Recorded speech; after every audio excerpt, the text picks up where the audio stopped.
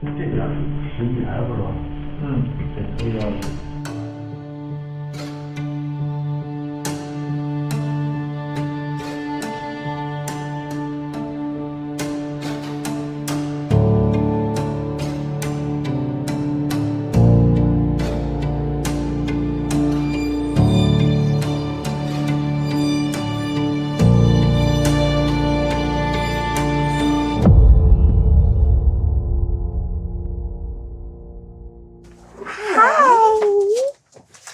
you, Maria. Whoa, Clive, did you draw something? That looks awesome. This is Grace Jin Drexel, the daughter of Pastor Ezra Jin, and her husband Bill, in their home in Washington, D.C. They met in 2018 in China, when Bill, an American student surreptitiously studying state surveillance of religious minorities, visited Zion Church in Beijing, then one of the two highest profile underground churches in the country. You want to tell it? No, you're a much better person to tell me the story. Grace was there. I did notice her, actually, during the service, a few rows behind me, and I did swoon. I definitely didn't know she was the pastor's daughter. I didn't know the pastor had a daughter. But she introduced herself to me afterwards. He stood out. And because I was studying this stuff, I understood from our conversation that she was a target of the government. Throughout Chinese history, there have been waves of persecution of religious groups. During the Cultural Revolution beginning in the 1960s, the Communist Party, led by Mao Zedong, sought to wipe out all religious activity. Those who expressed any faith or belief in a power higher than Mao's were intimidated, jailed, even tortured by a party paranoid of its own demise. Every dictatorial regime fears true conscience liberty, true religious freedom, because people, again, with strong convictions, very often faith-based convictions, will always have a higher authority to which they answer than the state. The Cultural Revolution saw thousands of religious sites destroyed, and it is estimated more than 1 million people were killed, either by their fellow countrymen or by the government seeking to maintain order. It left Chinese society in a very strange place, because to induce that level of cultural destruction so fast, it leaves a vacuum. When you've had generations following this religious tradition or these familial rites or this set of social structures, have it all torn down deliberately in a concentrated span of time and replaced with a communist ideology that turned out to be totally bankrupt. And not too long thereafter. After Mao Zedong's death in 1976, the party went through a phase of opening up to the world, but it only lasted so long. On June 4th, 1989, Chinese tanks rolled into Tiananmen Square in Beijing, where thousands of students had been camping out for weeks, demonstrating for democracy. A city under siege by China's own Liberation Army. Gunfire is still being heard in the streets of Beijing. Between 2,000 and 10,000 people were killed as China turned toward totalitarianism. Many of the wounded were bystanders, surprised when the soldiers opened fire indiscriminately. Ezra Jin was a college student in Beijing at the time. And in the aftermath of the massacre, he says he felt a profound emptiness.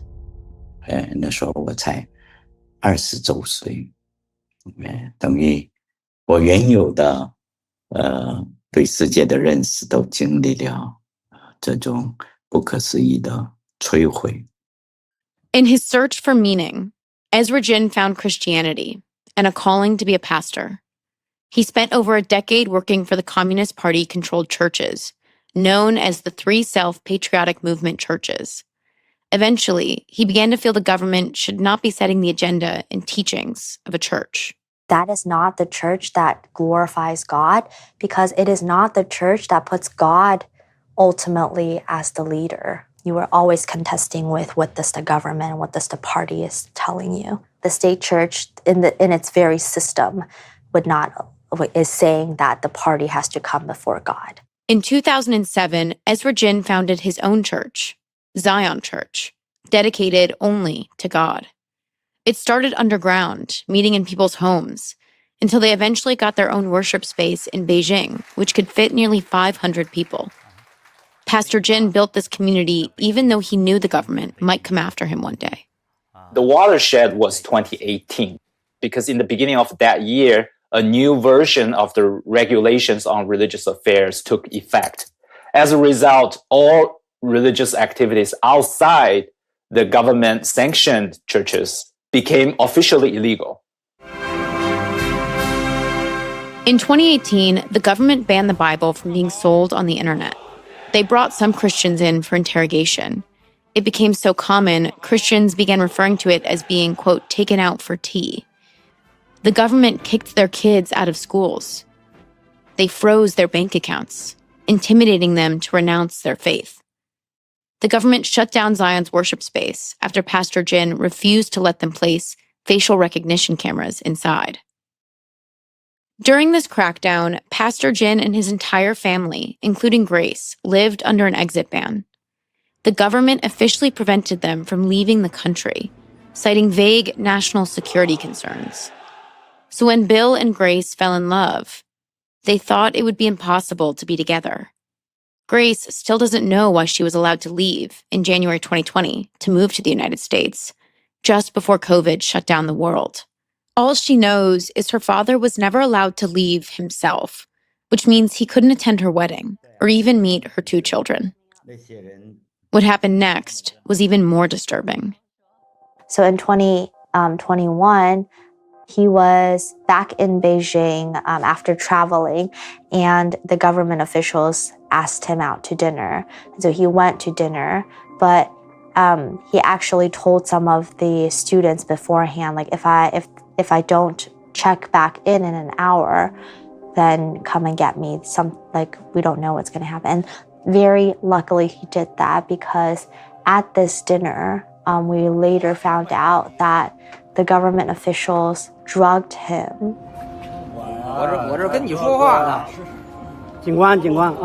And when the seminarians, when his students came to look for him, he was like slurring his words. He was like very, very just distraught. Visibly disoriented. Visibly disoriented. And we have no idea what they were planning to do with him at all in that state. So, especially as family members who are in another country who can't see him, it really, really scared all of us of what could have been.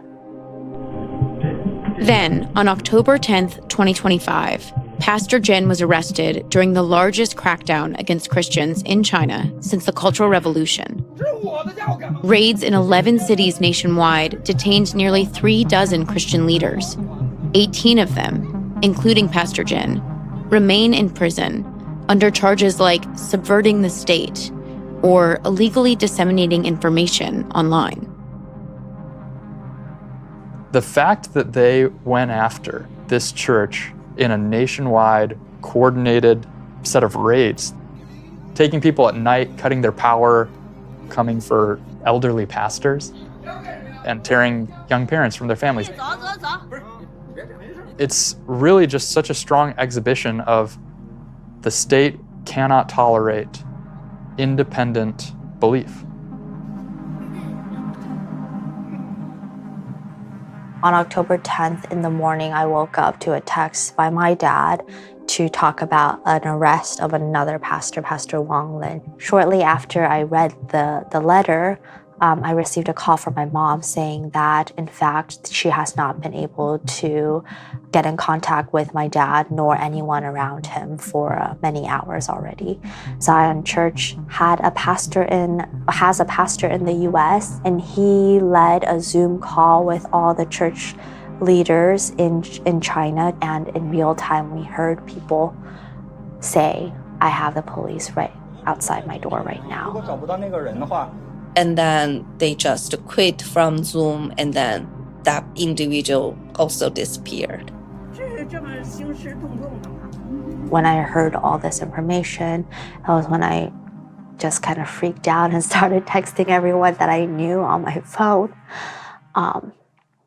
And just just like telling them of the situation and saying that, like, what should I be doing? Like, what can I do to help my dad? Like this, my dad is potentially going to be in jail. Pastor Jin has been unable to communicate directly with his family, but they fear he will be tortured or spend the rest of his life in prison. They say he sleeps on a concrete bench in a cold room without a blanket, and that Chinese officials have denied him his diabetes medicine and access to a Bible. On October 10th, my father, Pastor Ezra Jin, was arrested by the Chinese authorities along with 27 other pastors and church leaders of Zion Church. 加油. 谢谢. Oh my goodness, I'm so nervous. My gosh, yet even repression cannot extinguish faith. Grace now spends her time traveling the world advocating for politicians to pressure China about her father's detention. Grace. Right here. It's definitely a process that I'm still working through right now. Joining us on stage, Bill Drexel.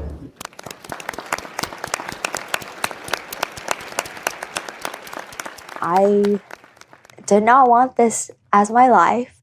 As they work to bring awareness to Pastor Jin's case, Bill and Grace have found themselves targets of the Chinese government, even on American soil. You can't really see, but Clive's little play kitchen has a camera looking out onto the street, and we've got them on all four corners of the house. I got a baseball bat. It's just over here. Hopefully it doesn't come into use. You can see Clive got his play baseball bat as a sidekick because he was there when I bought it and said, well, I want one, and I didn't want him playing with a metal one. We're on alert that at any time, the Chinese are infamous for trying to intimidate people abroad, and it's not uncommon. I spoke about this with Senator Ted Cruz. He's been vocal about this in Congress, even passing a resolution advocating for Pastor Jin's release. I know that you're a practicing Christian. Yeah. Your father is a pastor. Mm-hmm. How does it make you feel to know that there is somebody like Pastor Ezra Jin and other Christians who are currently sitting in prisons for practicing their faith? Well, the Chinese Communist Party hates Christians. The Communist Party hates its citizens having any loyalty to anything other than the state. And for a long time, the Chinese Communist Party has been persecuting Christians in China. These pastors know they're risking persecution, and nonetheless, they have the courage of their faith. The reporting we're getting back is that he's kept in terrible conditions, that it is freezing cold, that there's snow and rain in his prison cell. He doesn't have a blanket.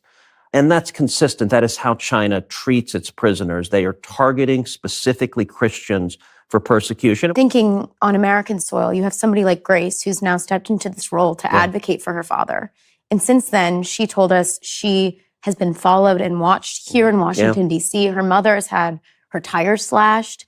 There's been other intimidation efforts to try to silence her. Can the United States government protect American citizens like Grace? Look, China has a long pattern of abusing, in particular, the rights of Chinese Americans in the United States. You look at the pattern of the Chinese government employing spies and employing Chinese soldiers on U.S. soil to harass predominantly Chinese Americans who are saying and doing things that they don't agree with. That is unacceptable, and I think the Department of Justice, I think the FBI, I think we need to be fighting back absolutely to protect the rights of every Americans and go after Chinese malign activity on U.S. soil. Pastor Jin's family continues to keep the pressure up in the hopes that a negotiation will be reached that frees him. So Secretary Rubio has weighed in. The reality is China imprisons a lot of people for unconscionable reasons. And so we are fully aware that the likelihood of getting Grace's dad out or any of those with him is extremely low. It would be a miracle. We believe in a God of miracles, so we are hoping for that actively. And we're pushing the US government and any government we can to help make that happen. And it's not just about my dad's story, it's about the story of so many of these Christians in all these years that's been suffering for their faith. I'm asking for a miracle for my dad to be out of prison.